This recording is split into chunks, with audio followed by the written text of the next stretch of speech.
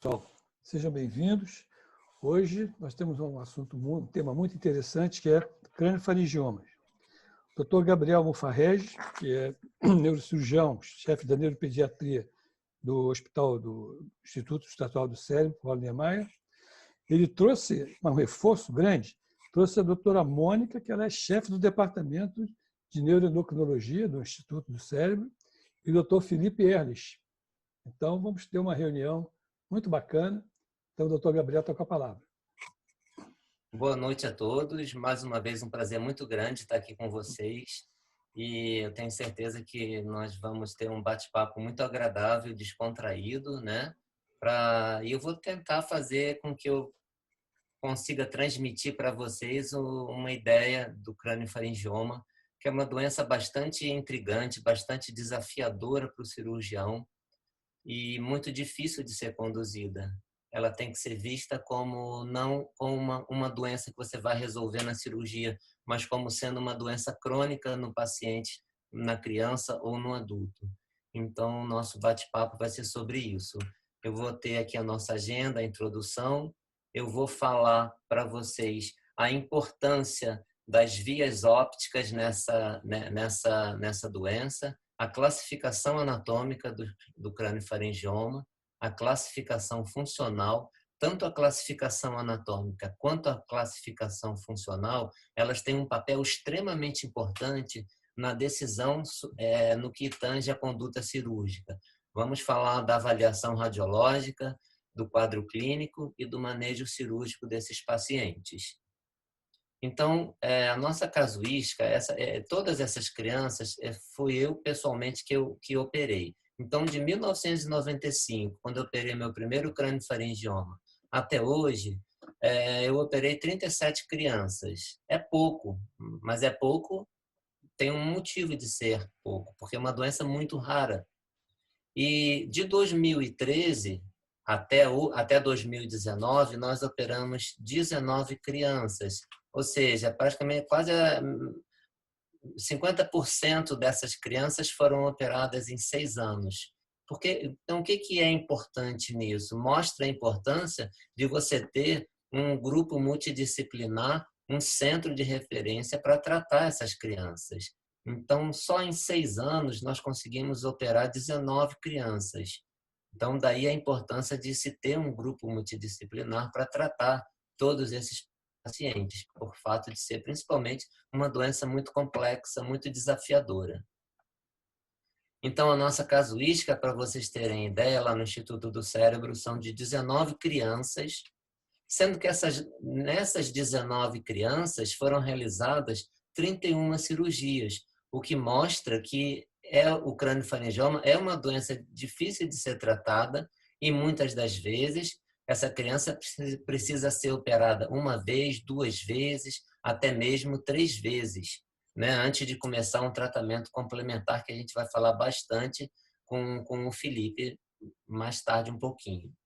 Então, é uma doença, é uma patologia que cresce intermeio a uma anatomia muito, muito rica. Eu tenho o complexo anterior do polígono de Willis, artéria comunicante anterior, cerebral anterior, carótida interna, e eu tenho também as vias ópticas, nervo óptico, quiasma, trato óptico, e o tumor se originando da haste hipofisária e crescendo em permeio a todas essas estruturas. Então, essa é a grande dificuldade de tratar essa patologia, não esquecendo que ele está relacionado também com o hipotálamo. Então, para você retirar totalmente um crâniofaringioma, você tem que deixar o paciente bem. Então, às vezes, essa vizinhança muito nobre te impede de retirar uma doença que é benigna, mas muitas das vezes vai ter um curso maligno. Em relação à patologia, temos o tipo adamantinomatoso, que ocorre tanto em adulto quanto em criança, mas predominantemente visto nas crianças. Ele se caracteriza por ter muitos cistos em permeio ao tecido tumoral e a imagem corresponde a essa imagem da lâmina histológica também. Então, você tem uma lesão com características heterogêneas, sólidos císticas, muito típica do craniofaringioma adamantinomatoso. Já o craniofaringioma papilar continua acontecendo em ambas as faixas etárias, mas predominantemente nos adultos. É um tumor mais homogêneo, menos rico em cistos, como ao contrário do adamantinomatoso. Isso daqui eu acho que seria uma boa discussão para nós termos com os radiologistas, para vocês darem a opinião se existe de fato alguma alteração radiológica que faça mais você pensar num adamantinomatoso do que num papilar. Eu acho que daria uma boa discussão para nós aqui. Como eu disse para vocês, é um tumor que tem uma histologia benigna, porém costuma ter um curso extremamente agressivo. Esse é o grande desafio de se tratar essas doenças. E também a localização do craniofaringioma em contato com as vias visuais, com o hipotálamo e com o sistema límbico, com o fórnix, proporcionando nesses pacientes déficits visuais, déficits endocrinológicos e déficits cognitivos, principalmente de memória. As vias ópticas têm uma relação anatômica muito importante com o crescimento do craniofaringioma. Então, vocês observam aqui nervo óptico de um lado e do outro, quiasma óptico, e é no meio de toda essa trama neurovascular que o craniofaringioma vai crescer. E o quiasma óptico, ele tem uma relação muito, muito importante com o craniofaringioma que a gente precisa detalhar para vocês, porque faz parte de como a gente vai manusear esse paciente durante a cirurgia. Então, o quiasma óptico ele pode ter uma posição normal quando ele está centrado sobre o diafragma da célula, como vocês podem observar nesse desenho ilustrativo.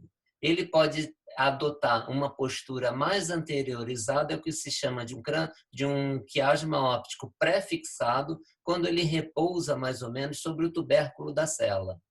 E eu posso ter um quiasma óptico que ele tem uma localização bem posterior, como se ele fosse rechaçado para trás, estirando os nervos ópticos, que é o que se chama de um quiasma pós-fixado, quando ele está situado sobre as clinoides posteriores, quando ele está projetado sobre as clinoides posteriores.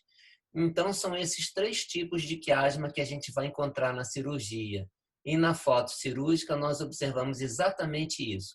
Um quiasma normal, numa posição normal, você olha o nervo óptico esquerdo, o nervo óptico direito e o quiasma óptico. Existe um espaço aqui entre eles. Esse seria o normal. O pré-fixado, que é a esquerda, ele está totalmente anteriorizado, a ponto de eu não conseguir enxergar nem o nervo óptico esquerdo, nem o nervo óptico direito. Eu chego, após o meu acesso subfrontal ou pterional, e eu vou me deparar com o quiasma óptico. Eu não consigo ver os nervos como estão aqui no quiasma normal. Por outro lado, ele pode ser pós-fixado. Pós-fixado, ele está localizado posteriormente, como se os nervos ópticos estivessem estirados, estivessem alongados para trás. Em termos cirúrgicos, esse daqui me favorece um campo melhor de exposição, me dá mais espaço para trabalhar na lesão. Esse seria, em qualidade de possibilidade cirúrgica, bom também, mas um pouco pior do que o pós-fixado. E o pré-fixado é o pior de todos, porque ele apaga, ele obstrui toda a nossa passagem que nós precisamos para operar. Isso daqui é muito... Eu também queria perguntar para os radiologistas se tivesse alguma possibilidade, nos ajudaria muito saber se um quiasma é pré-fixado, se é normal, se ele é pós-fixado, isso na ressonância. A gente tem muita dificuldade de avaliar a posição do quiasma na avaliação cirúrgica pré-operatória através da ressonância magnética. A gente tinha que descobrir um jeito de conseguir enxergar o quiasma para saber se ele é pré-fixado, normal ou pós-fixado. Então, novamente, a importância disso aqui em relação à classificação anatômica que foi feita em 2017 por esse japonês de Osasco, se não me engano, Morissaco, que ele fez uma nova classificação anatômica dos craniofaringiomas baseado na artéria cerebral anterior, baseado na posição das vias ópticas e em relação à haste hipofisária. Então, essas 3 estruturas são muito importantes na classificação na classificação dos craniofaringiomas. E aqui está o desenho esquemático do Morissato, que ele fez no finalzinho de 2016, ele lançou isso em dezembro de 2016, no qual esse ponto vermelhinho representa a artéria cerebral anterior, aqui as vias ópticas, o quiasma óptico ou o nervo óptico, isso vai depender da posição do quiasma, se ele é normal, se ele é pré, se ele é pós-fixado, e esse pontinho aqui representando a haste hipofisária. Então, esses três elementos vão nos nortear em relação à classificação do craniofaringioma. Ele pode ser do tipo intracelular, quando ele se origina na porção mais inferior da haste hipofisária. Então, ele tem uma tendência a ocupar toda a célula e podendo ter uma expansão supracelular também. Então, seria o craniofaringioma intracelular, quando o epicentro dele está dentro da célula.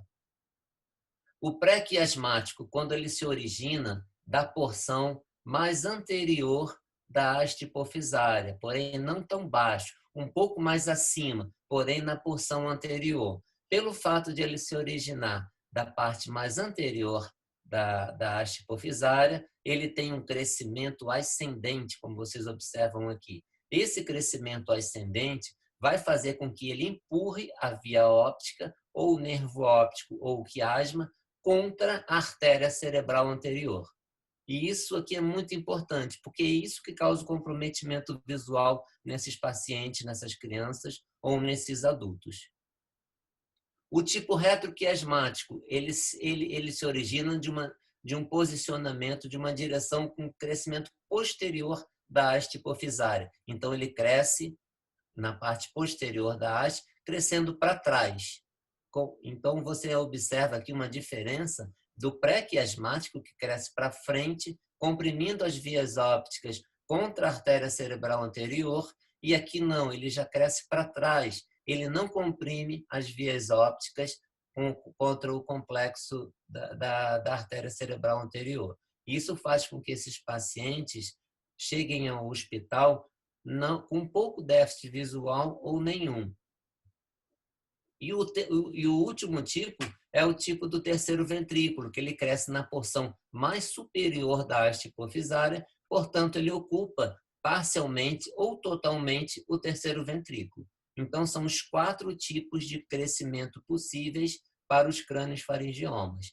De todos esses, o mais importante de todos, o que vai proporcionar um quadro clínico mais rico, é o pré-quiasmático, pelo fato de crescer para cima, comprimindo as vias ópticas contra esse complexo arterial. Por isso, ele causa perda visual. As crianças chegam no hospital já com perda ou amauróticas ou com um déficit visual muito importante. Então, o tipo intracelular ele tem uma imagem muito típica, é uma imagem dentro da célula, podendo ter um componente supracelular, mas é o tipo predominantemente intracelular, ocupando toda a célula.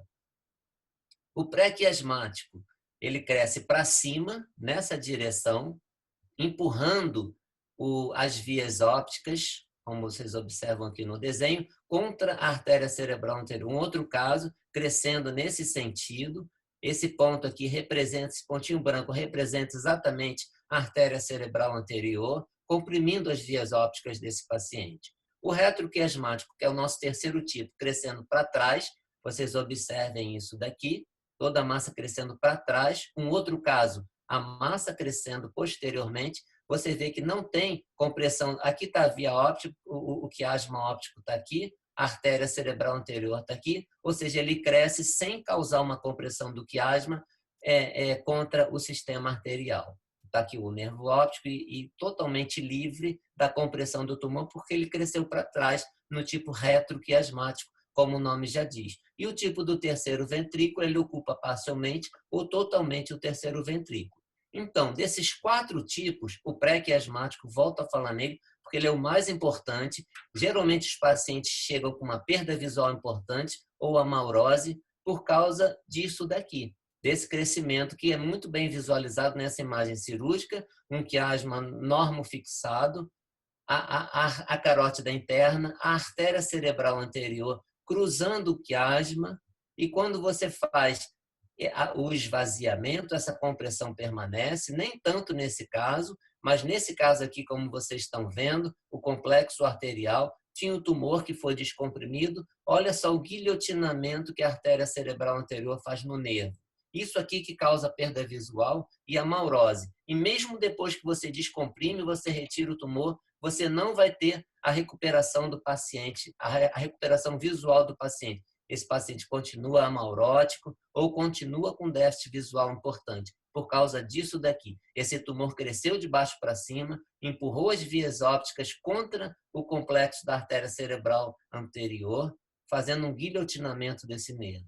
Então, o tipo mais grave de classificação do crâniofaringioma é o pré-quiasmático. Todos os outros 3 vão fazer com que o paciente chegue no hospital com uma visão preservada ou suavemente comprometida. Então, antigamente, nomes muito famosos da neurocirurgia pediátrica, Epstein, Hoffman, Lapra, Tomita e Azarguil, eles defendiam uma cirurgia radical para o tratamento do crâniofaringioma. Isso principalmente na década de 80, década de 90, no final da década de 90, após o ano 2000, essa ideia da ressecção total começou a ser declinada, começou a ser desacreditada e desencorajada. E esses são autores importantes, principalmente Stéphanie Pouget, que é do grupo do Hospital Necker de Paris. Essa neurocirurgiã fez uma classificação muito importante, uma classificação radiológica baseada em imagens de ressonância magnética para mostrar o envolvimento do hipotálamo em relação ao crâniofaringioma e ditar o tipo de tratamento que esses pacientes deveriam ser submetidos. Então, Stéphanie Pouget foi uma figura assim, de extrema importância na melhora do prognóstico das crianças com crâniofaringioma. E ela graduou o crâniofaringioma em 3 graus. O grau 0, quando o crâniofaringioma cresce, mas não causa envolvimento, não proporciona um envolvimento do hipotálamo no crescimento dessa lesão. O grau 1, quando você tem apenas um deslocamento do hipotálamo pelo tumor. E o grau 2, quando o hipotálamo é envolvido pelo crescimento, está totalmente incluído pelo crescimento, envolvido pelo crescimento do tumor. Então, são os 3 graus de Pouget em relação ao crescimento do crâniofaringioma, baseado nas imagens de ressonância magnética. Então, eu tenho aqui um Pouget grau 0, quando eu não vejo nenhum envolvimento do hipotálamo. O hipotálamo está totalmente livre de doença. Esse é o Pouget grau 0. Toda criança com crâniofaringioma, quando você pega, ou até mesmo um adulto, mas especialmente a criança, vai ter a vida toda para cursar com essa doença, a chance de tratamento, a chance de cura dessa criança é na primeira cirurgia. Então, baseado na classificação de Pouget, todo grau 0 de Pouget, o neurocirurgião teria quase que a obrigação de fazer uma ressecção total. Com isso, alcançando uma ressecção total, você não precisa mais tratamento complementar nenhum. Você segue essa criança. Se existir uma ressecção subtotal, você ainda tem chance de fazer uma segunda cirurgia para tentar retirar o máximo que você puder. Repetindo, a chance de uma criança com crâniofaringioma é sempre na primeira cirurgia, porque numa segunda cirurgia você já vai encontrar fibrose, você não vai encontrar um plano cirúrgico ideal para você retirar esse tumor. Então, sempre na primeira cirurgia, se é um grau 0, faça todo o esforço dentro de uma possibilidade real de remoção dessa lesão sem proporcionar dano para a criança, mas tente retirar esse tumor todo. O Pouget grau 1, não existe um comprometimento do hipotálamo, mas sim um deslocamento do hipotálamo pelo crescimento dessa lesão. No grau 1, você ainda se permite a fazer uma ressecção total. Se você conseguir, você vai seguir esse paciente. Se você não conseguir uma ressecção total, se você faz uma ressecção subtotal, você pode partir para a radioterapia nesses pacientes, ou se você for possível ainda fazer uma ressecção, você pode ainda tentar uma segunda cirurgia. Se nessa cirurgia você conseguir uma ressecção total, tudo bem, você vai acompanhar. Se você não conseguir tirar totalmente a lesão, você pode complementar com a radioterapia. Isso aí o Felipe vai falar com muita qualidade. No final da nossa apresentação, ele vai tecer todos esses comentários. E o grau 2, quando você tem um envolvimento evidente, muito explícito do hipotálamo, você não vai fazer a ressecção total. Você está indicado apenas uma ressecção subtotal, numa cirurgia em que você vai preservar, vai fazer todo o esforço possível para preservar o hipotálamo dessa criança. Você pode acompanhar, você pode encaminhar esse paciente para uma radioterapia, se ele já tiver uma idade para fazer, abaixo de 3 anos, nunca fazer radioterapia. Você pode tentar uma cirurgia intracística com alfa-interferon. Isso também vai ser um assunto bom para o Felipe e para a Mônica comentarem. Hoje a tendência é você postergar ao máximo a radioterapia. Se você puder fazer com 5 anos, você faz com 5 anos. Se você puder adiar para 7 anos, você vai adiar. Se você puder fazer interferon, você faz. Essa é a tendência que nós adotamos hoje em dia. Então, depois de todas essas modificações, de toda essa classificação, principalmente a classificação de Puget, cirurgia radical não existe mais. Existe uma tendência a uma cirurgia menos agressiva possível para favorecer no paciente a maior qualidade de vida. É o que se chama cirurgia poupando, preservando o hipotálamo, porque as complicações de uma ressecção total são incompatíveis com uma vida normal.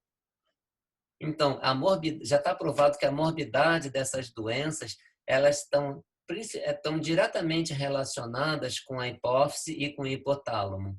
Então, comprometimento do hipotálamo, você vai ter desde panhipopituitarismo, obesidade, hiperfagia, distúrbios, desordens neuropsicológicas, um comportamento extremamente obsessivo. Esses pacientes comem sem parar, ganham peso, é uma situação terrível. Você tem que evitar toda essa situação decorrente de um comprometimento hipotalâmico que você possa proporcionar querendo fazer uma cirurgia mais agressiva na criança. O objetivo é controlar essa doença, preservar a qualidade de vida, e por isso você precisa ter um grupo multidisciplinar para conduzir e cuidar desses pacientes. Você pode não curar esses pacientes, mas você vai cuidar desses pacientes da melhor forma possível. Então, o objetivo do tratamento: reverter o déficit visual dessa criança, aliviar os sintomas de hipertensão intracraniana,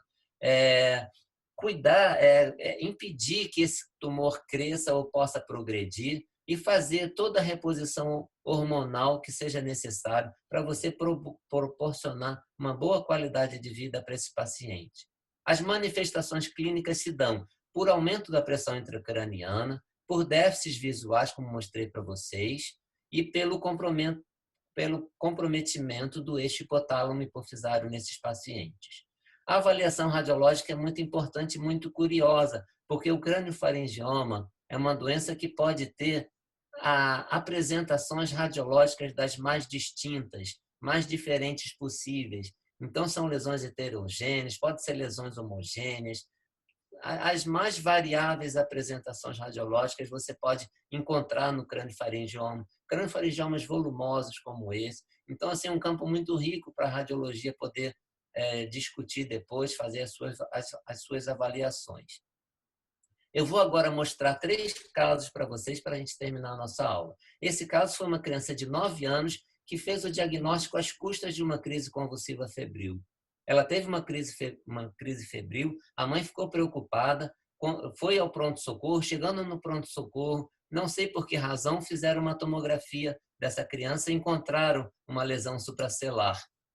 Então, às custas de uma crise convulsiva, foi encontrado um craniofaringioma, que, olha só, a gente já pode fazer um testezinho com vocês aqui. Então, uma lesão supracelular, mas que ela sai da célula. Então, não seria só um intracelular, seria um intracelular de Morissaco, mas com componente pré-quiasmático também, e não invade o hipotálamo. Se ele não invade o hipotálamo e nem rechaça o hipotálamo, então seria um Puget zero. Então, aqui, eu tenho um intracelular com componente quiasmático e um Puget zero. Se eu tenho um Puget zero, eu me sinto quase na obrigação de ter que fazer uma ressecção completa para esse paciente. Então, o sagital T1 com gadoline mostra uma captação periférica de contraste, um conteúdo cístico nesse tumor, ou seja, características que eu posso presumir que vai ser possível fazer uma ressecção cirúrgica para esse paciente. Coronal T1 com gadoline, coronal T2, toda uma apresentação muito típica, muito fácil, não teria, a princípio, um outro diagnóstico para esse paciente. Então, essa criança foi conduzida ao centro cirúrgico. Vou mostrar para vocês rapidamente um vídeo desse paciente, uma abertura frontotemporal, uma craniotomia frontotemporal, fissura silviana, lobo frontal, lobo temporal, abrindo a fissura silviana, desmembrando esse cérebro para poder chegar no compartimento supracelular. Começo a ver o nervo óptico aqui, nervo óptico do lado direito, abrindo a aracnose, fita olfativa desse lado, muito cuidado para preservar essa fita olfativa, a lesão exposta, abrindo, drenando o líquido do crânio faringioma.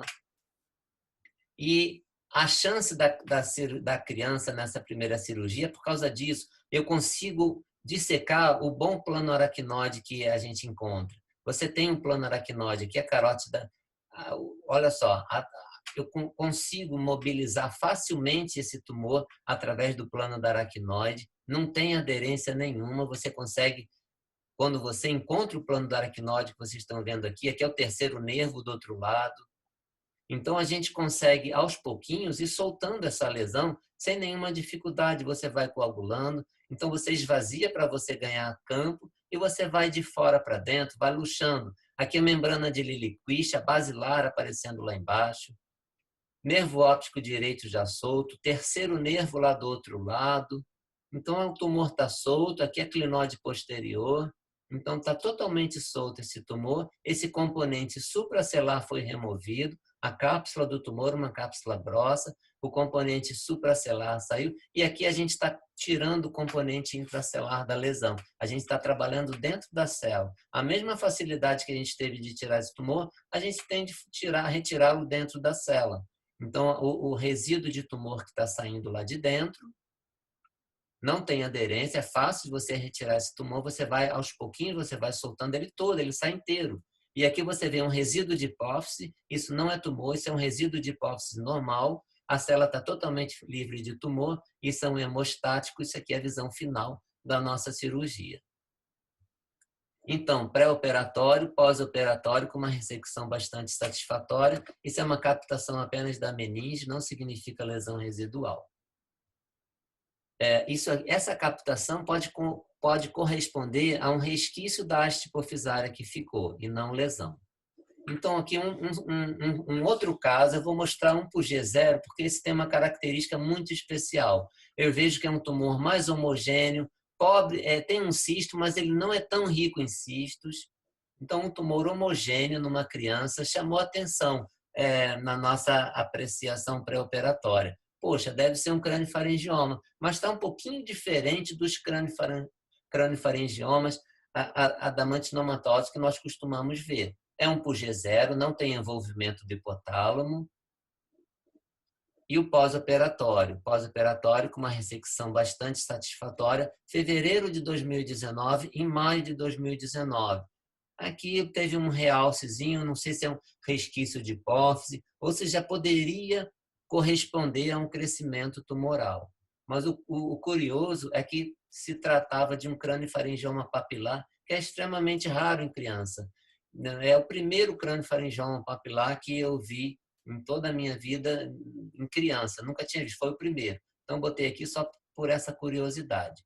O segundo caso é uma criança de 3 meses com história de dor de cabeça, uma história clínica não muito importante, com uma imagem supracelular grande, com um pré-quiasmático de Morissaco, deslocando o hipotálamo. Se ele desloca o hipotálamo, é um Puget grau 1. O Puget grau 1 me dá liberdade ainda de tentar uma ressecção total para essa criança. Então, se é possível, a gente vai fazer. Um corte coronal T2 mostrava que era uma lesão predominantemente cística, o que favorece a cirurgia, favorece a extirpação total da lesão. O coronal com gadoline mostrava uma impregnação apenas periférica dessa cápsula, talvez um componente heterogêneo aqui embaixo, enfim, pré-operatório, pós-operatório, com uma ressecção bastante satisfatória. Janeiro de 16, um pós-operatório mais tardio, já com algum crescimento aqui, que ainda não dava para saber se era uma recidiva ou não. As recidivas que nós estamos acostumados a ver lá no Instituto do Cérebro, elas são muito rápidas. Às vezes, em um mês, o tumor já está quase do tamanho que era antes da cirurgia. Nós não julgamos isso aqui ser uma recidiva e nós mantivemos o acompanhamento desse paciente. Esse aqui já é um quadro bem mais agressivo, com uma história clínica de estrabismo, perda visual, uma criança bastante comprometida. Enfim, na imagem tinha um componente celular com um grande componente supracelular, ou seja, aqui eu poderia dizer que tem todos os tipos de morissaco, tem o intracelular, tem o pré-quiasmático, tem o retroquiasmático e tem o do terceiro ventrículo. Ou seja, uma situação muito grave, né? Tem todos os tipos, como eu falei para vocês, e um grau 2 de Puget, com claro, né? Sem dúvida nenhuma, esse hipotálamo muito comprometido. Então, uma cirurgia que você deve preservar o hipotálamo, jamais estaria indicada uma ressecção total para esse paciente. Um axial T1 com contraste, mostra uma lesão heterogênea, sólido-cística, múltiplos cistos, uma lesão bastante irregular, o que já mostra uma dificuldade cirúrgica também, muito heterogênea, muito lobulada. Isso proporciona uma dificuldade cirúrgica, um envolvimento típico do hipotálamo. O corte coronal é um dos melhores para você avaliar e mensurar o grau de envolvimento do hipotálamo. Então, um grau 2 de Puget. Nós utilizamos ressonância intraoperatória para operar essa criança. Então, fizemos uma primeira ressonância intraoperatória nessa criança. Sempre a gente leva o paciente para a ressonância operatória quando a gente já acha que tirou muita lesão, quando a gente já não está mais vendo tanta lesão residual. Eu já não via mais nenhuma lesão aqui, então eu conduzi essa criança para a ressonância intraoperatória, mas ainda tinha muita lesão. Nós retornamos com essa criança para a sala de cirurgia, depois voltamos para uma segunda ressonância intraoperatória. Na segunda ressonância intraoperatória, tinha uma lesão, já tinha bem menos lesão residual do que tinha aqui, porém uma lesão que envolvia o hipotálamo, e nós resolvemos parar por aqui. Então, pré-operatório e pós-operatório, uma ressecção bastante satisfatória, mas com envolvimento do hipotálamo. Mas, sabidamente, nós não íamos retirar mais lesão. Então, ela no pós-operatório imediato, como é um Puget grau 2, o que aconteceu nesse caso?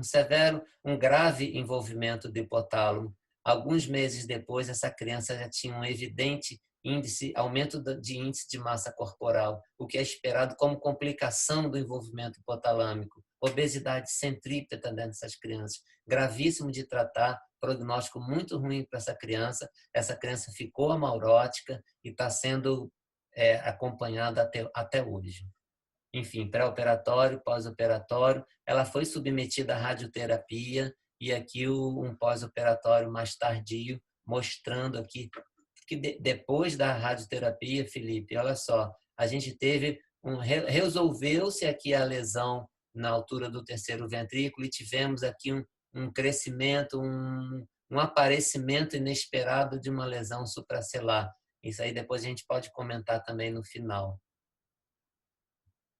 E um último caso, esse caso foi para você, Felipe. Eu coloquei especialmente para você. Uma lesão supracelular, um retroquiasmático associado a um intraventricular também, uma lesão bastante volumosa. Olha só, as vias ópticas preservadas. Essa criança não tinha comprometimento visual, porque não é um crâniofaringioma pré-quiasmático. Ele é retroquiasmático e intraventricular também, predominantemente do tipo terceiro ventricular. Um grau 2 de Puget, ou seja, jamais tentar fazer uma extirpação total para essa criança. Poupar o hipotálamo dela. Novamente, o hipotálamo comprometido, um Puget grau 2, pré-operatório, pós-operatório, com uma lesão residual no hipotálamo, mas uma ressecção bastante satisfatória.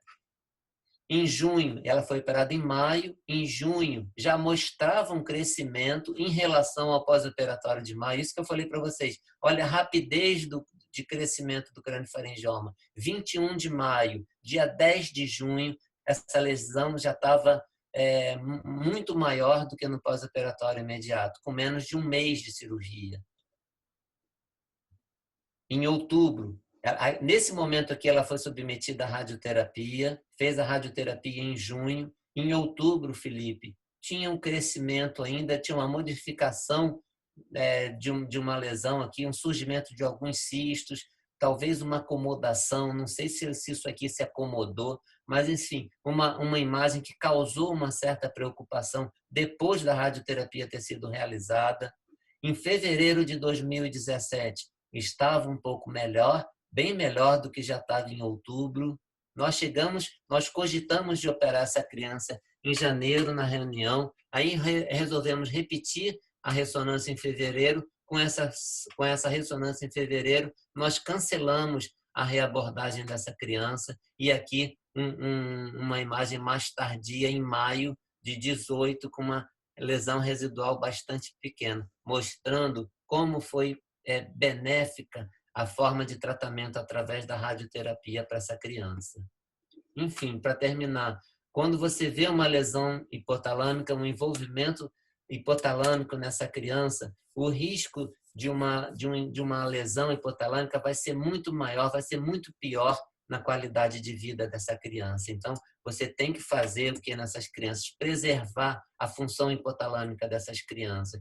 Ou seja, em caso de envolvimento do hipotalâmico, jamais fazer uma ressecção total. Ela deve ser evitada. Não deve ser, de forma nenhuma, realizada quando você tem envolvimento do hipotálamo. Você deve poupar o hipotálamo dessas crianças. É muito importante que o craniofaringioma seja visto nesses pacientes como uma doença crônica. Ou seja, você não vai curar esses pacientes, você vai cuidar. Você pode até curá-los, mas o mais importante é você cuidar muito bem desses pacientes, dando qualidade de vida para eles, através de um grupo apropriado para conduzir essas crianças. O neurocirurgião deve saber a hora de parar, porque o tratamento nunca deve ser pior do que a própria doença. Esse aqui é o nosso grupo multidisciplinar lá do Instituto do Cérebro, com todos os nossos pediatras, o grupo da endocrinologia, o Luiz Eduardo, o Leandro Kazuki, a Mônica, a doutora Fernanda como chefe da pediatria, a doutora Leila Chimelli, Gabriela na radiologia.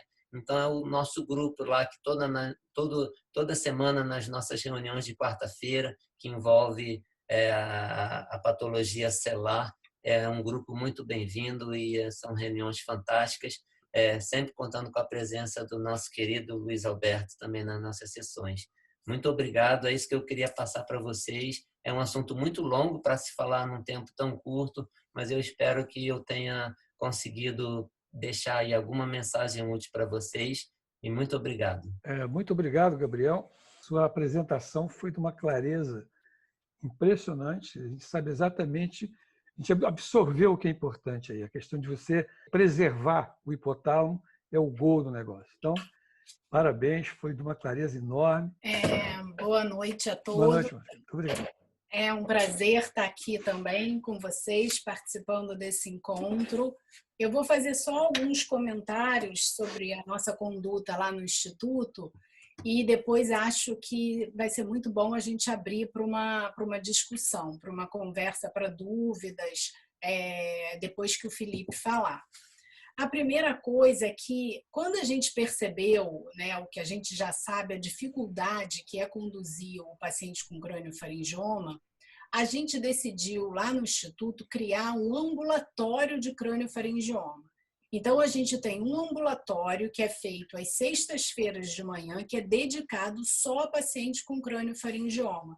Isso melhorou muito o atendimento ao paciente com craniofaringioma, porque a gente tem uma equipe multidisciplinar atuando, desde endocrinologista, neurocirurgião, nutricionista, radioterapeuta. Então, isso é uma coisa bastante importante que eu acho que a gente conseguiu lá no Instituto. A outra consideração que eu queria fazer é que a gente acompanha crianças, como o Gabriel já mostrou, muito novinhas. E uma coisa fundamental quando a gente acompanha essas crianças novinhas é saber a função hipofisária delas. Porque se essas crianças já tiverem panhipopituitarismo, a gente até pode assim ser talvez um pouquinho menos conservador na cirurgia, ou até quando já são mais velhinhos, indicar uma radioterapia com mais tranquilidade. Mas quando essas crianças têm a função hipofisária preservada, a gente tem que ter muito critério no tratamento. Porque o pan-hipo numa criança novinha é de difícil manuseio, é complicado demais. Então, quando a gente tem, o que a gente tem discutido lá no Instituto, se a gente tem uma criança que tem uma área cística grande, né, e que ela tem uma função hipofisária preservada, uma abordagem que a gente tem discutido muito para postergar e manter a função hipofisária dessa criança por um tempo, pelo menos, é o tratamento intracístico com interferon. Então, depois da gente discutir bastante com um grupo de São Paulo, do Dr. Sérgio Cavalheiro, que até já esteve no IEC dando uma palestra para a gente tem discutido isso muito nas nossas sessões. Será que essa criança deve operar agora? Eu volto a dizer, eu estou falando de crianças com função hipofisária preservada. Será que ela deve operar agora? Se ela tem uma lesão que o principal componente é cístico, como algumas que o Gabriel mostrou, será que não seria melhor a gente fazer o tratamento com interferon, que a gente tem que fazer vários ciclos, geralmente a gente faz 3 vezes por semana, durante 4 semanas, isso configura um ciclo. Tenta diminuir a área cística, melhora a condição da criança e posterga um pouco o tratamento definitivo, ganhando tempo. Então, essa é uma abordagem que a gente tem que ter. Como o Gabriel falou, crâniofaringioma é uma doença crônica, é uma doença de tratamento muito difícil, que as crianças têm muitas complicações.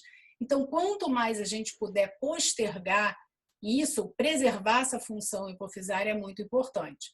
Então, a gente, de rotina, avalia a função tiroidiana, a função adrenocorticotrófica, o crescimento, tudo isso é avaliado no pré-operatório, né? E isso é muito levado em consideração na hora da definição da abordagem do tratamento dessas crianças. Obviamente, no pós-operatório, essas crianças também são avaliadas. E aí, de novo, o grau de comprometimento hipofisário também é levado em consideração na hora de indicar a radioterapia, que o Felipe vai falar mais para frente. A gente tem que ter muito cuidado no pós-operatório dessas crianças, que elas fazem distúrbio hidroeletrolítico grave, daí ter também um time assim, de neuroendocrinologistas habituados com essa doença, né? A gente recebe muito e-mail, muitas perguntas sobre como lidar com essas crianças, porque isso não é o dia a dia do endocrinologista, né? Isso é muito do centro de referência. Essas crianças fazem hiponatremia, hipernatremia, então o manuseio, seja com DDAVP, seja raramente com antagonista do receptor do ADH, requer uma equipe de neuroendócrinos e de intensivistas habituados com isso. Isso a gente também tem no IEC, os intensivistas pediátricos do IEC têm bastante experiência, a equipe da doutora Fernanda conduz isso muito bem em conjunto conosco. Então, assim, o que eu mais gostaria de frisar aqui é isso, realmente uma doença que não tem como tratar quando não há equipe multidisciplinar para discutir, é muito difícil tratar sozinho, as decisões sozinhas são muito difíceis, e que na criança especialmente, né, eu estou aqui falando mais de criança, não estou falando do crâniofaringioma de adulto, levar em consideração a função hipofisária no momento da decisão. A gente no IEC tem também muito paciente adulto, né, com crâniofaringioma. A gente tem atualmente em acompanhamento cerca de 45 pacientes adultos. A imensa maioria tem a forma adamantinomatosa também, que é a forma mais comum nas 2 faixas etárias, e a gente tem cerca de 10% dos pacientes com a forma papilar. Para terminar o meu comentário, eu dizer que ano passado a gente teve um avanço muito grande no tratamento do crâniofaringioma em termos medicamentosos. Porque o crâniofaringioma foi sempre um tumor que a gente só tinha cirurgia e a radioterapia. A gente não tinha nenhum medicamento para tratar o crâniofaringioma. Mas, nos últimos anos, a parte da patogênese desses tumores avançou muito. Então, a gente sabe hoje que cerca de 90%, 95% dos crâniofaringiomas adamantinomatosos têm alteração na beta-catenina. Isso é fato. Só que a gente ainda não tem um medicamento para atuar. Mas a gente está caminhando para isso, porque a gente começa a conhecer a patogênese da doença. Por outro lado, o crâniofaringioma papilar, 95%, 98%, a causa é a mutação no BRAF, é a V600E. E para essa mutação, a gente tem drogas. A gente tem os inibidores de BRAF, a gente tem os inibidores de MEK. Então, a gente começa a ter trials, e tem um trial importante sendo feito no MD8, no Massachusetts General Hospital, envolvendo o tratamento desses pacientes com essas drogas. Então, começa a surgir uma luz sobre também o papel do tratamento medicamentoso, principalmente para o crâniofaringioma papilar. Infelizmente, é uma minoria que tem o papilar, mas são casos difíceis também, mas é um avanço. Então, eu acho que a gente, nos últimos anos, começa a ter um avanço importante no tratamento desses pacientes. Para finalizar, como o Gabriel falou, a obesidade, quando surge, é um desafio enorme, enorme, enorme. Por isso que a gente tem que evitar muito, porque quando surge, a gente tem aí sim que ter uma abordagem muito multidisciplinar, né? Envolvendo que esses pacientes durmam melhor. A gente tem que ver se tem alteração de melatonina, que muitos deles têm. A gente, às vezes, tem que repor melatonina, a gente às vezes tem que fazer antagonista de melatonina durante o dia, a gente às vezes tem que fazer GLP-1 para melhorar a saciedade, a gente tem que, obviamente, entrar com uma dieta especial, então é muito melhorar a apneia do sono, se tiver presente, então é muito complexa a abordagem da obesidade, a melhor coisa é preveni-la. Então, eu estou à disposição para qualquer discussão e perguntas, mas eu acho que esses eram os principais comentários que eu gostaria de fazer. Muito obrigada. Mônica, muito obrigada. Foi muito ilustrativo. Eu vou fazer outra coisa. O Felipe fala e vamos deixar as perguntas todas para o final. Ok? Tá ótimo. Ok, Felipe?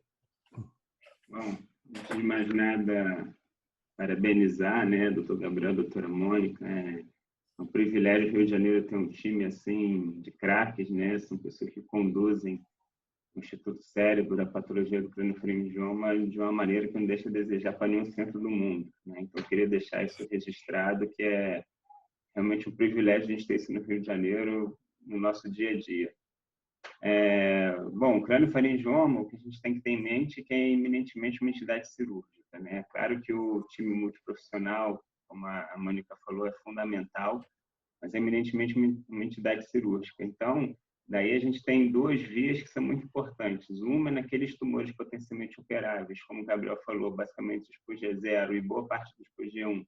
É o neurocirurgião experiente conseguir ressecar tudo, né? Como foi muito bem dito pelo Gabriel, é a oportunidade do paciente, principalmente na primeira cirurgia, deixar a criança sem doença, e isso vai ter uma repercussão enorme na sobrevida livre de progressão, na qualidade de vida da criança, em todos os outros critérios, mas também é importantíssimo nos casos mais complexos, principalmente nos PG grau 2, o cirurgião saber onde parar também, né? Porque senão acabam tendo resultados catastróficos, aí foi o que a Mônica falou, obesidade hipotalâmica, repercussões endocrinológicas que afetam a qualidade de vida e também a sobrevida de uma maneira impeditiva da gente considerar que foi bem sucedido para a cirurgia. Não adianta nada aquela ressonância maravilhosa de ressecção completa, mas a criança com uma qualidade de vida péssima e uma sobrevida péssima. Então, essa corda bamba, realmente, a gente só equaliza com uma curva de aprendizado, com uma equipe antenada, uma equipe multidisciplinar participando junto, né?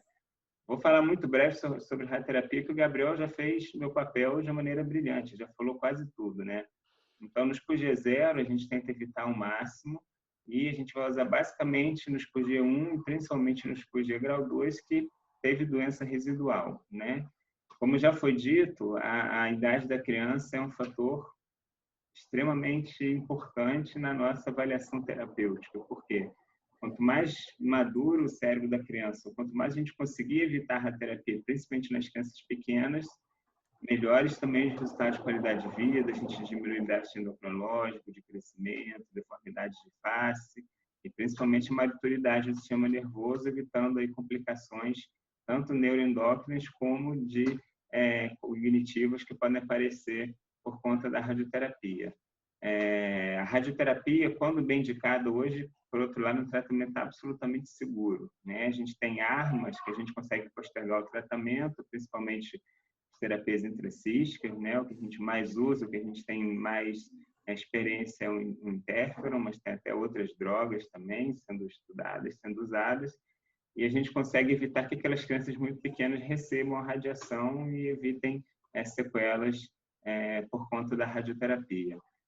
Basicamente, o tratamento a gente faz com a radioterapia fracionada, já que com isso a gente consegue evitar ou diminuir dano ao trato óptico, ao quiasma e aos nervos ópticos. Em algumas raras situações, a gente faz a radiocirurgia, que a gente pega essa aplicação e fazer de uma forma estereotática num dia só, como se fosse um tiro de canhão, mas o mais habitual, né, na maior parte dos casos, a gente divide o tratamento em várias frações, para que seja mais seguro para a visão da criança. Bom, e outro fato importante, o Gabriel mostrou naquele caso, né, a radioterapia ela tem um tempo que ela leva para agir. Então, principalmente naqueles tumores que já têm um crescimento muito rápido, né? O Gabriel mostrou 1 mês, 2 meses, 3 meses, às vezes aquele cisto coleciona, o componente sólido recidiva. A gente tem que imaginar que a radioterapia não acontece de uma forma milagrosa, ela tem uma curva, né? Um tempo, um delta T, que às vezes atinge seu pico em 2 a 3 anos depois do tratamento. Então, a gente pegar uma ressonância e ver um crescimento principalmente pequeno, do componente sólido ou cístico, 6 meses depois da rádio, isso não quer dizer falência ou tratamento e não indica necessariamente uma cirurgia se a criança não tiver sintomas. A gente, às vezes, né, falando português claro, segura um pouco a onda, repete a ressonância e a gente já vê aquilo melhorar. Não vou estender mais, acho que o mais importante é o pessoal, não sei como fala no Zoom, se a plateia, os espectadores fazerem perguntas. E, enfim, e de novo parabenizar a aula do Gabriel e da Mônica. Bom, muito obrigado. A apresentação dos três foi muito clara. Eu queria colocar agora, abrir para perguntas. Luiz Alberto, eu queria perguntar para o Felipe uma coisa. Felipe, você já reirradiou criança com craniofaringioma? Ótima pergunta, né? Ótima pergunta. Isso tem sido cada vez mais estudado, né? Tem um grupo que tem feito isso lá no San Judo. As pessoas têm encorajado isso com segurança. A gente, se eu não me engano, assim, não é uma coisa confortável para ninguém, a gente fica com medo. A gente já fica com medo da radiação primária, principalmente a reirradiação. Mas em casos muito selecionados, né? Se eu não me engano, a gente irradiou uns 2 ou 3 no INCA até hoje, são poucos os casos. A gente faz com radiocirurgia, normalmente com gamma knife, aí você tem que se esmerar na precisão, ter aí minimamente 2 ou 3 milímetros do quiasma, falando de gama, né? A gente consegue uma precisão boa com isso. E lesões bem pequenas, né? Normalmente é recidiva do componente sólido, a gente pode reirradiar. Não é confortável, não é seguro, não é padrão, mas a tecnologia hoje em dia tem permitido isso. Então, se tivesse que reirradiar, você, obviamente, dependendo do tamanho, você pensaria em reirradiar com gamma knife? Vamos assim, a primeira, segunda, terceira, quarta, quinta, sexta, sétima, oitava, nona e 10ª opção é reoperar. Né? Digamos que não conseguiu, num componente sólido não sai, é complexo, a criança já tem muitas complicações, outros tipos de terapia também não foram possíveis, a gente pode reirradiar. Mas sempre com uma indicação de exceção e o gama, os poucos trials que tem a respeito disso, a maior parte são feitos no gama. Alguns com próton, né, obviamente. Não estou falando de próton que a gente não tem no Brasil. Sim. Mas gama ou próton. Felipe, eu ia até também pedir para você comentar um pouquinho, a gente tem discutido isso, o próton, só para quem está ouvindo, apesar da gente não ter no Brasil, para que as pessoas saibam até o papel em criança, se você pudesse fazer um comentário sobre isso, a diferença. Eu acho Então, vamos lá. Desculpa. O próton é um tipo de radioterapia que tem uma característica física que consegue concentrar a dose com muito mais precisão e objetividade do outro tipo, que é o fóton, né, que é o gamma knife ou acelerador comum que a gente está falando, né. O problema do próton é que são equipamentos caríssimos, enormes, né, de um custo assim, às vezes impeditivo para certos países colocarem, e o Brasil a gente ainda não tem, né. O próton, por conta dessa característica física, ele realmente em algumas situações ele é superior, é inevitável a gente falar isso, né. Principalmente naqueles tumores muito próximos ao quiasma, né, em que a dose de radiação suficiente para controlar o tumor seria perigosa para manter a função visual da criança. Então, naqueles tumores anteriores, né, os pré-quiasmáticos, que a gente não consegue uma ressecção cirúrgica satisfatória, tem que irradiar com uma dose alta, é muito difícil, é pouco provável a gente não ver um benefício em irradiar com próton. Outro benefício do próton também é a haste da hipófise, né? A gente teoricamente consegue poupar a haste da hipófise com mais precisão do que com o gama ou com o fóton. Numa escala, se a gente pudesse botar, o próton estaria em primeiro lugar, o gama em segundo, muito próximo, mas em muitos casos perde. Em terceiro lugar, os aceleradores comuns, que é o que a maior parte das crianças acabam fazendo no Brasil.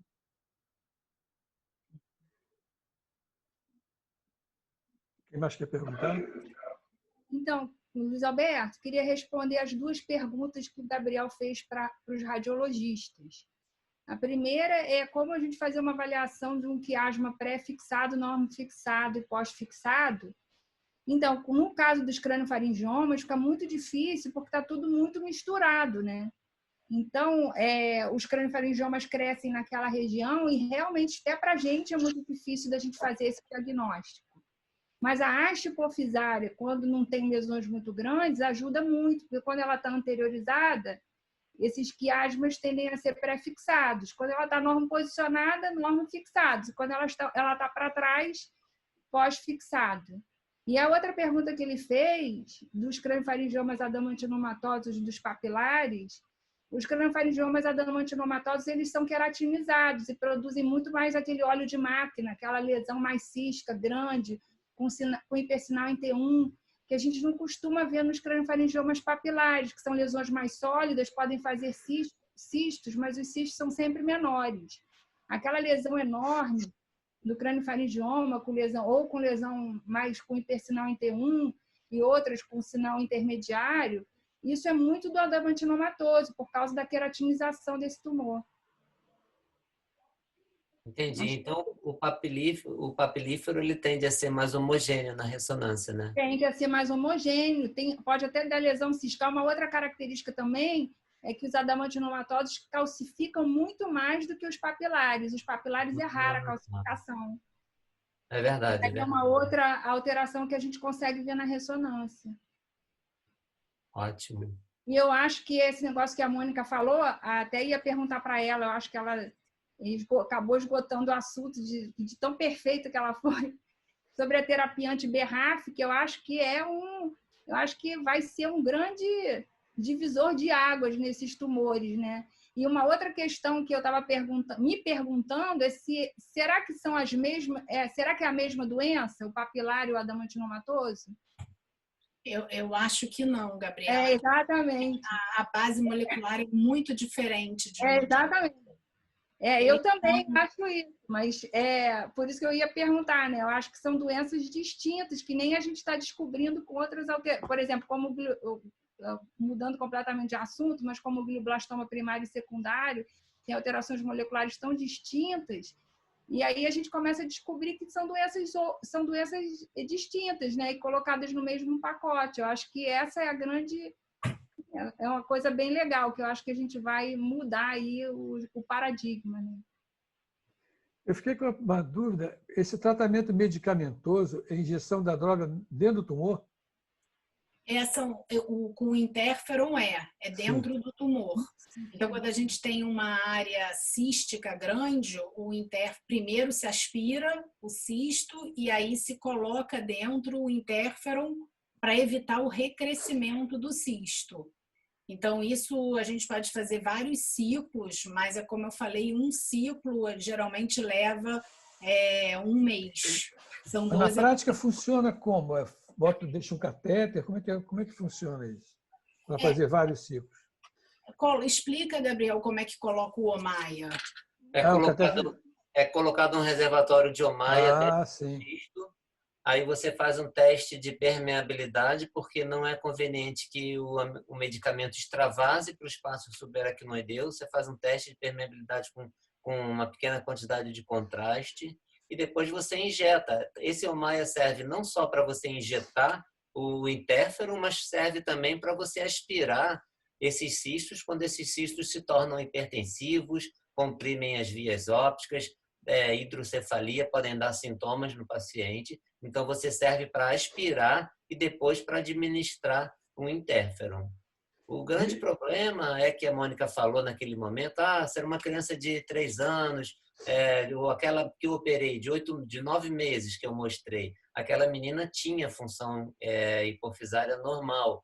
Eu consegui tirar o tumor todo, mas durante a cirurgia eu não vi a haste hipofisária e ela ficou com hipopituitarismo no pós-operatório. Tudo bem, ficou sem o tumor. Era um PUG grau 0, era indicado a ressecção total, mas aí fica aquele negócio, né? Para onde que a gente vai correr? Para onde que é melhor? É melhor fazer o interferon, preservar a função, mas às vezes numa criança que tem uma lesão que seja cística, e você não sabe se essa criança está com compressão de vias ópticas também. Então, até quando esperar, né? É melhor ela ficar com um pan-hipo, mas com a visão preservada, ou ficar sem pan-hipo e você não operar, tentar a terapia intracística e ela acabar perdendo a visão. Porque às vezes numa criança novinha você não tem condição de aferir a acuidade visual dessa criança. Então, são decisões difíceis. Eu achei muito interessante essa coisa de você, às vezes, empurrar um pouco para poder ter uma condição de tratamento melhor, né? Radioterapia, por exemplo. Principalmente em relação à radioterapia, principalmente. Eu acho que no futuro, talvez o crâniofaringioma deixe de ser uma lesão cirúrgica, sinceramente. Eu acho que daqui a alguns anos, daqui a uns 50 anos, talvez não se opere mais crâniofaringioma. Vai ser raro os casos com indicação cirúrgica. Essa eu acho que é a tendência. Uma última coisa para falar. Falando disso, para o papilar, isso, assim, quando a gente teve lá no MGH, eles tenderam a falar muito, assim, quando eles têm uma suspeita que é um papilar em adulto, principalmente. Eles praticamente só fazem uma biópsia para, obviamente, confirmar que é um crâniofaringioma, até porque o papilar não tem uma imagem que seja 100% inequívoca, então eles fazem uma biópsia, confirmam que é um papilar e eles estão partindo muito para tratamento medicamentoso do papilar, com os inibidores de BRAF e de MEK. Então, eu acho que, assim, para o papilar, o tratamento medicamentoso vai vir, assim, a curto, médio prazo. Porque as cirurgias, assim, o recrescimento do tumor aí reopera, é muito devastador algumas vezes. Perfeito. Fazendo um paralelismo com os gangliomas, aqueles que a gente já viu lá no IEC, de bulbo crescendo ali posteriormente, que também tem a mutação do BRAF, isso também eles já estão mostrando vários trabalhos com a terapia anti-BRAF e mostrando uma redução gigantesca desses tumores. E assim, eu acho bem interessante, eu acho que respondem mesmo, né? Não só para eles, mas principalmente para os astrocitomas pilomixoides também, ou até mesmo alguns pilocíticos, que apesar de ser grau 1, tem um comportamento extremamente agressivo. A gente está acompanhando uma criança, né, que tinha um tumor extremamente resistente, está fazendo uma dessas drogas, está fazendo fora, ela acompanha fora, e teve uma redução tumoral importante, né? Uma menina que tinha uma lesão muito grave mesmo. Era um pilomixoide, né? A absorção pelo mixótico é mais agressivo do que o pilocítico. Eu acho que... Enfim, a gente depende muito dessa conexão das especialidades, né? O bem do paciente. Alguma pergunta mais? Bom, essa reunião eu achei excelente. A gente mostra que a interação entre as equipes é fundamental, senão você não vai a lugar nenhum. E, mais uma vez, eu quero dar os parabéns ao pessoal do Instituto Estadual do Cérebro, Paulo Niemeyer, que faz um trabalho maravilhoso, não faz isso para uma elite. Isso é colocado para todo mundo. Então, é uma democratização do tratamento. Vocês estão de parabéns e nós vamos voltar com vocês aqui, hein? Pode ficar esperando. Tchau, gente. Muito obrigado. Beto. Um abraço a todos. Obrigado, Felipe. Obrigado, Gabriela. Todos vocês, obrigado. Saudade das nossas reuniões, gente. Ai, muita saudade. Também. Tchau, tchau. Tchau.